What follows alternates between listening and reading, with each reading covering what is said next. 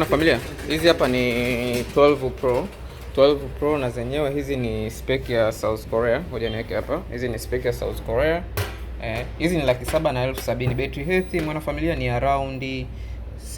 Ni around 70. Ngoja tuangalie hii ya kwanza. Hizi ni 100% original. Yaani hizi sio refurbished. Maana zinauzwa kama zenyewe jinsi zilivyo. Maana haijafunguliwa wala kubadilishwa kitu chochote. Hii hapa iko na 80 mwana familia. Iko na 80. Hii ni ya rangi hii hapa. 770. Yaani hazijafunguliwa wala kubadilishwa chochote kile. Yaani wewe ukija ukifungua hii simu labda siku unataka kubadilisha betri, wewe ndio unakuwa mtu wa kwanza kufungua hii simu, lakini haijawahi kufunguliwa kubadilishwa chochote. Na sio kwamba betri ni mbaya, eti betri yetu kwa sababu unaona ni ya 70 ama ni ya 80. No, it's a very nice battery kwa sababu ni simu original. Unaona hii ni 75, hii ya rangi hii. Hii rangi sijui kama white, sijui mint, mimi sielewi. Umeona? Alafu na kuna hii hapa. Tuone yenyewe betri yake. Lugha ambayo iko hapo mwanafamilia ni Korea kwa sababu hizi zote ni Korean stock. Hizi zote ni Korean stock. Umeona hii 68. Umeona?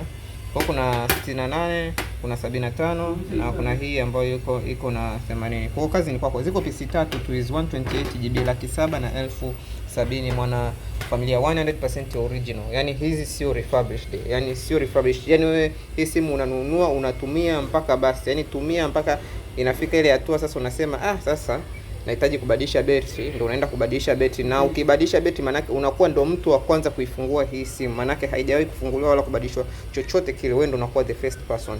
Mwana familia, chuma hicho 770,000.